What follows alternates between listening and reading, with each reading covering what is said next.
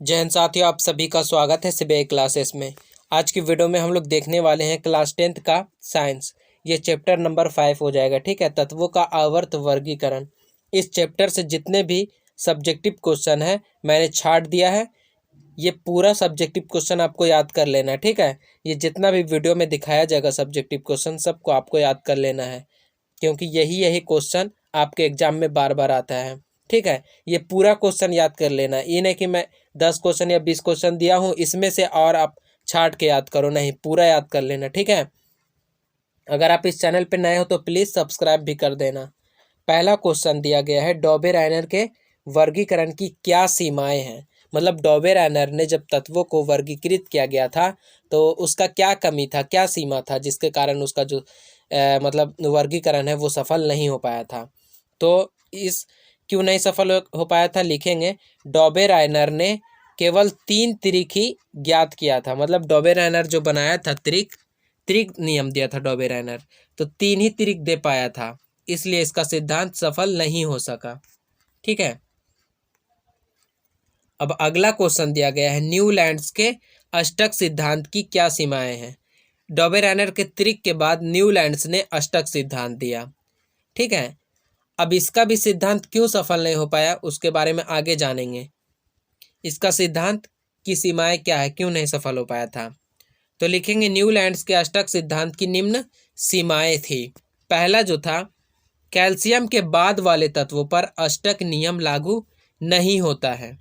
ठीक है, कैल्शियम के बाद वाले जो तत्व था उसके ऊपर अष्टक नियम जो है वो लागू नहीं होता था। न्यूलैंड्स ने बताया था कि प्रकृति में केवल 56 तत्व ही रहेंगे, लेकिन बाद में जो है और भी नए तत्व का खोज हो गया जिससे उसका सिद्धांत असफल हो गया न्यूलैंड्स का। एक पॉइंट और है, न्यूलैंड्स ने कुछ अलग अलग गुण वाले तत्वों को एक साथ रख दिया था। और एक और कारण भी हो सकता था कि न्यूलैंड्स का जो अष्टक सिद्धांत है वो केवल हल्के तत्वों पर ही लागू हो पाता था। और अब अगला क्वेश्चन दिया गया है, मेंडेलीव की आवर्त सारणी और आधुनिक आवर्त सारणी में अंतर। तो यहाँ पे दिया गया आधुनिक आवर्त सारणी और मेंडेलीव की आवर्त सारणी में अंतर बताने के लिए। तो एक तरफ हम लोग मेंडेलीव की आवर्त सारणी लिख देंगे और दूसरी तरफ आधुनिक आवर्त सारणी लिख देंगे। ठीक है, तो देखेंगे कि दोनों में क्या अंतर है। तो सबसे पहले हम लोग देखते हैं, मेंडेलीव की सारणी का आधार परमाणु द्रव्यमान है। ठीक है, जबकि आधुनिक आवर्त सारणी का आधार जो है वो परमाणु संख्या है। मेंडेलीव की आवर्त सारणी में 8 समूह हैं, जबकि आधुनिक आवर्त सारणी में 18 समूह हैं। ठीक है, मेंडेलीव की सारणी में 6 आवर्त हैं, जबकि आधुनिक आवर्त सारणी में 7 आवर्त हैं। मेंडेलीव जो थे वो हाइड्रोजन को सही स्थान नहीं दे पाए थे, जबकि आधुनिक आवर्त सारणी में हाइड्रोजन को सही स्थान दिया गया है। दूसरा पॉइंट है, लास्ट पॉइंट, समस्थानिक को स्थान नहीं दिया गया है। मेंडेलीव की सारणी में जो है वो समस्थानिक को स्थान नहीं दिया गया है, जबकि आधुनिक आवर्त सारणी का आधार परमाणु संख्या होने के कारण इसमें समस्थानिक का कोई समस्या नहीं है। तो इसका स्क्रीनशॉट ले लो आप लोग। अब अगला क्वेश्चन दिया गया है, डॉबेराइनर के त्रिक, मतलब डॉबेराइनर के त्रिक के बारे में बताना है। तो हम लोग लिखेंगे, 1817 ईस्वी में जर्मनी के वैज्ञानिक वुल्फगांग डॉबेराइनर ने ज्ञात तत्वों को, मतलब उस समय जितने भी तत्व था सबको ज्ञात करके उनके गुण के आधार पर, उनके गुण के ऊपर अध्ययन किया डॉबेराइनर ने, और उसके आधार पर 3-3 तत्वों के समूहों में बांटा। इसी वर्गीकरण को डॉबेराइनर का त्रिक कहते हैं। इसमें पहले और तीसरे तत्व का योग दूसरे तत्व के द्रव्यमान का 2 गुना होता है। ठीक है, पहला तत्व का द्रव्यमान और तीसरे तत्व का द्रव्यमान दूसरे तत्व के द्रव्यमान का 2 गुना होता है। जहां पे आप लोग एग्जाम्पल के रूप में लिथियम, सोडियम और पोटेशियम को देख सकते हो। अब अगला क्वेश्चन दिया गया है, न्यूलैंड्स का अष्टक सिद्धांत। तो न्यूलैंड्स का अष्टक सिद्धांत भी कुछ इस प्रकार है। 1866 ईस्वी में अंग्रेज वैज्ञानिक जॉन न्यूलैंड्स ने तत्वों को उसके परमाणु द्रव्यमान के बढ़ते क्रम में सजाया। जितने भी तत्व थे उसको बढ़ते क्रम में सजाया परमाणु द्रव्यमान के।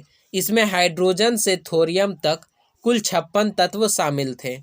इसमें प्रत्येक 8वां तत्व पहले तत्व के जैसा गुण रखता था, इसलिए इसे न्यूलैंड्स का अष्टक सिद्धांत कहते हैं। इसका भी स्क्रीनशॉट ले लो। अब अगला क्वेश्चन है, संयोजकता किसे कहते हैं? तो संयोजकता किसी भी तत्व के सबसे बाहरी कक्षा में उपस्थित इलेक्ट्रॉनों की संख्या के आधार पर उनकी संयोजकता को ज्ञात किया जाता है। एग्जाम्पल के रूप में आप लोग कार्बन की संयोजकता 4 और ऑक्सीजन की संयोजकता 2 देख सकते हैं। सबसे पहले संयोजकता कैसे निकाला जाता है? जैसे कार्बन का परमाणु संख्या कितना होता है, कमेंट में बताओ। ऑक्सीजन का परमाणु संख्या कितना है? तो कार्बन का परमाणु संख्या 6 है, ठीक है। तो पहला कक्षा में 2 इलेक्ट्रॉन होता है और लास्ट कक्षा में 4 इलेक्ट्रॉन होता है। तो इसको अष्टक पूरा करने के लिए और 4 इलेक्ट्रॉन की आवश्यकता है, इसलिए इसका संयोजकता 4 हो जाएगा। ऑक्सीजन का संयोजकता कितना होता है? ऑक्सीजन का संयोजकता 2 है, ठीक है। ऑक्सीजन का परमाणु संख्या 8 होता है। पहला कक्षा में 2 इलेक्ट्रॉन, दूसरा कक्षा में 6 इलेक्ट्रॉन। दूसरा कक्षा को अष्टक पूरा करने के लिए कितना इलेक्ट्रॉन की और आवश्यकता है? 2 इलेक्ट्रॉन की और आवश्यकता है। तो ये जो 2 इलेक्ट्रॉन की आवश्यकता है यही इसका संयोजकता हो जाएगा। अब अगला क्वेश्चन है, परमाणु साइज उपधातु किसे कहते हैं? इसके नाम एवं संख्या को बताएं। अगला ये क्वेश्चन छोड़ दो, ठीक है। यहाँ पर देखो, परमाणु साइज किसे कहते हैं? तो परमाणु साइज किसे कहते हैं? किसी परमाणु के केंद्र में उसके सबसे बाहरी कोष की दूरी को परमाणु साइज कहते हैं। इसे परमाणु त्रिज्या भी कहते हैं, ठीक है। परमाणु साइज किसे कहते हैं? किसी परमाणु के केंद्र में उसके सबसे बाहरी कोष की दूरी को परमाणु साइज कहते हैं। इसे परमाणु त्रिज्या भी कहते हैं। आप लोग यहाँ पे देख सकते हो, हाइड्रोजन की परमाणु त्रिज्या 37 pm होती है। 1 pm बराबर, pm मतलब पिकोमीटर, ठीक है। 1 पिकोमीटर बराबर होता है 10⁻⁻12 मीटर। तो इसका भी स्क्रीनशॉट ले लो, ठीक है। ये कटा हुआ है, यहाँ से आपको याद करना है। परमाणु साइज का ये आंसर है। अब अगला क्वेश्चन दिया गया है, आधुनिक आवर्त सारणी में पहले 10 तत्वों में कौन से धातु हैं? तो आधुनिक आवर्त सारणी में लिथियम और बेरिलियम 2 धातुएं हैं जो प्रथम 10 तत्वों में शामिल है। तो आज का वीडियो यहीं तक समाप्त होता है, ठीक है। मैंने ज्योग्राफी का भी पूरा चैप्टर का ऑब्जेक्टिव का क्वेश्चन आंसर बना दिया। उसका वीडियो अगर आपने नहीं देखा है तो उसका भी मैं लिंक डिस्क्रिप्शन बॉक्स में दे दूंगा। और साइंस का, ये जो साइंस का है ऑब्जेक्टिव क्वेश्चन का, सारा चैप्टर का ऑब्जेक्टिव क्वेश्चन का वीडियो बना दिया, उसका भी लिंक मैं डिस्क्रिप्शन बॉक्स में दे दूंगा। तो वहां से आप लोग जरूर देख लेना।